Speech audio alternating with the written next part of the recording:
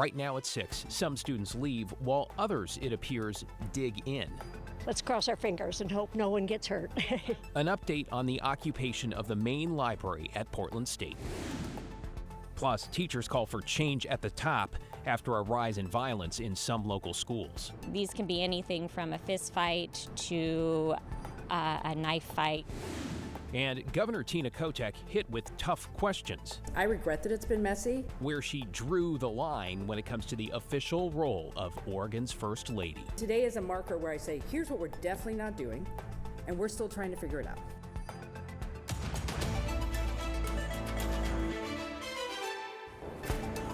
Good evening, everyone. Tonight, we are getting a closer look inside the occupied main library at Portland State University with shattered glass, piles of furniture, graffiti, and school officials say a number of holdout protesters who are still refusing to leave.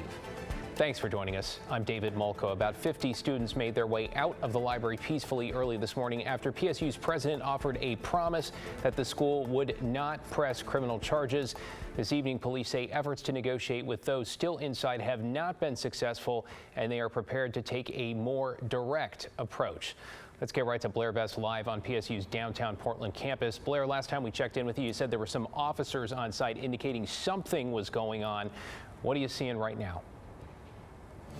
Well, David, we're told those officers have since left, but things are slowly heating up over just the past hour here. Take a look behind me. You can see the crowd forming outside the library steps.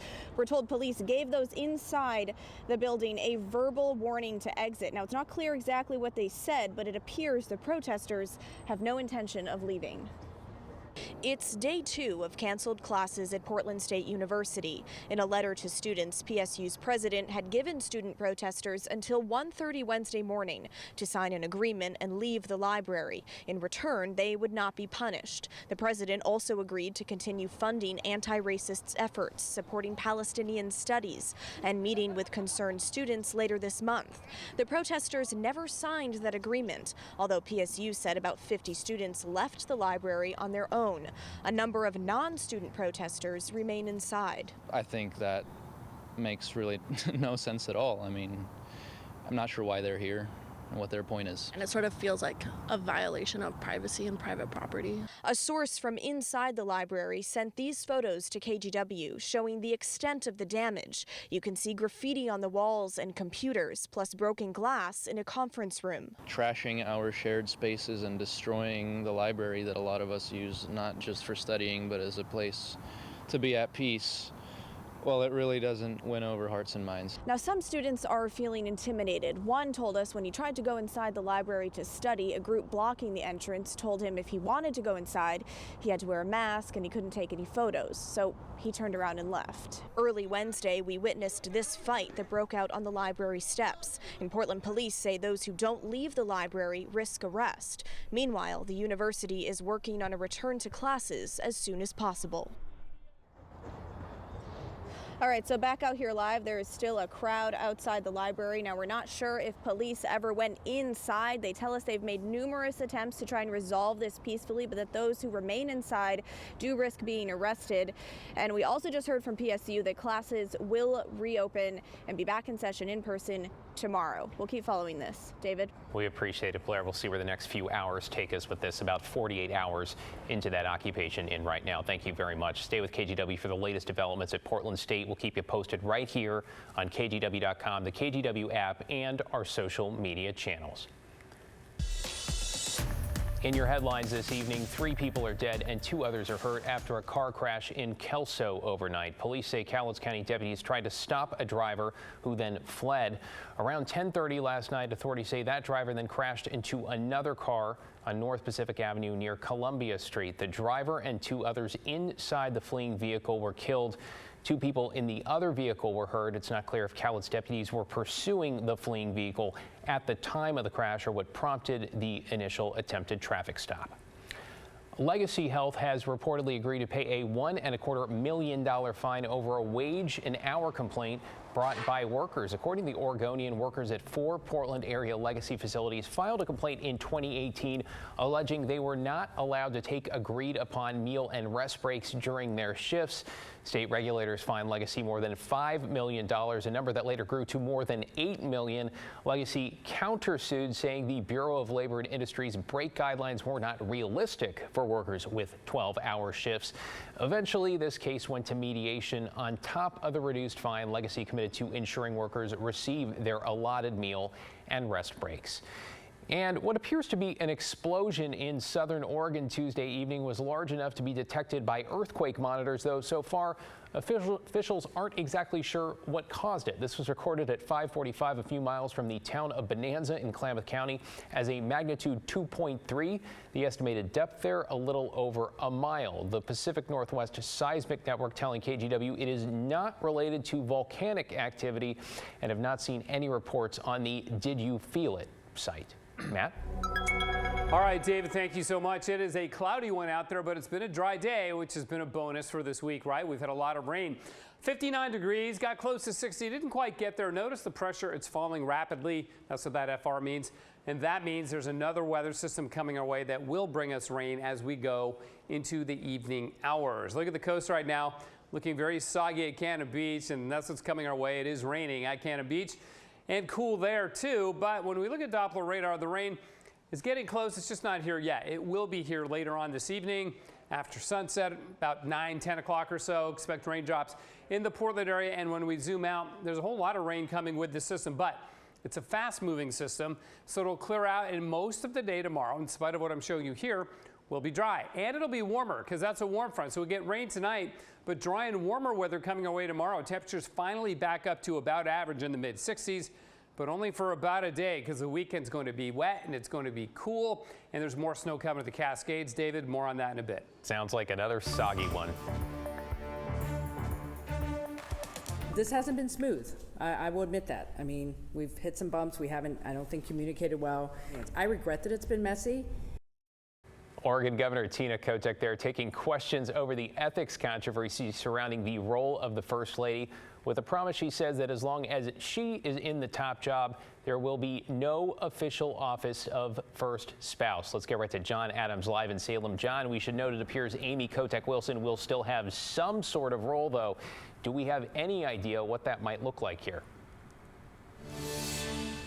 Well, David, we know that role right now will be to continue to travel with the governor and attend ceremonial events, tribal visits, things like that, but she will not be assigned a chief of staff. What the First Lady's role will end up being depends on what guidance is provided by the Oregon Government Ethics Commission. Well, small correction here real quick. If you're watching at 5, I misspoke and said they're waiting on the Ethics Commission to finish their investigation, but they are just offering guidance. There is no formal investigation.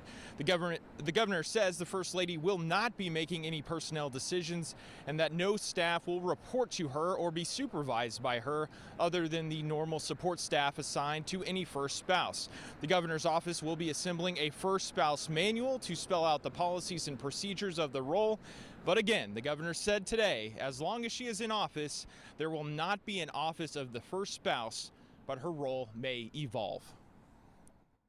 I want to be very clear what she is going to do right now until we get further guidance from the Oregon Government Ethics Commission, because that's what I've heard from folks. Well, what exactly is she doing now while you're waiting for that advice? Going on visits with me, doing ceremonial events as needed, listening to folks. I think that's very clear. And we need to see what the other guidance is from the Oregon Government Ethics Commission.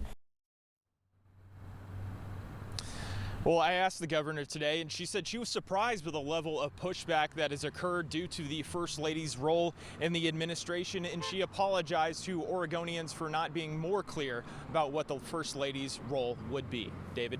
Yeah, so a manual but no official office. It sounds like there are still lots of things to work out here.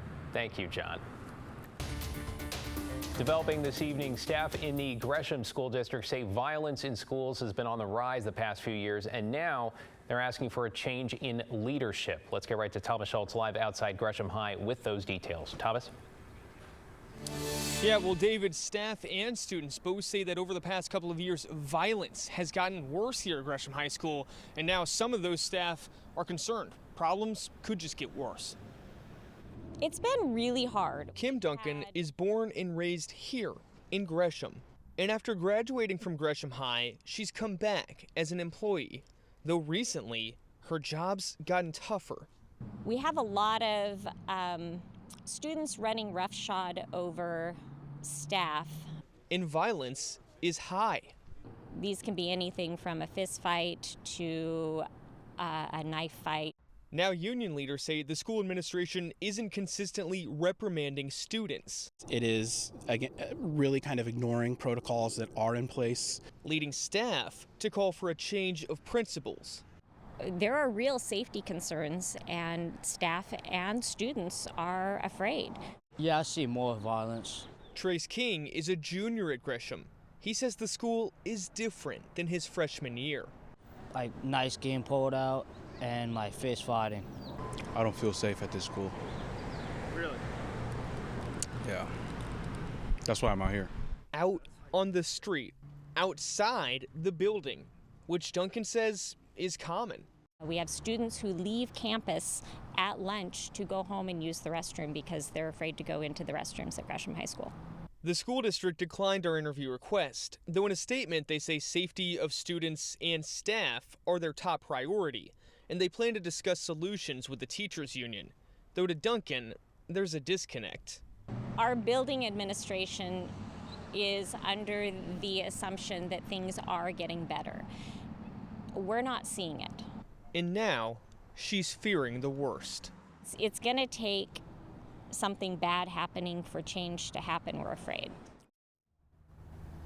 And it's not just violence that Duncan and other staff members have seen here recently. She says there's also been an uptick in racial slurs from students directed at teachers and other staff members. There's also been a rise in drug dealing on campus. These are all issues that teachers plan to bring up at tonight's school board meeting here in Gresham. David? We'll see where the conversation goes from here. Thank you, Thomas.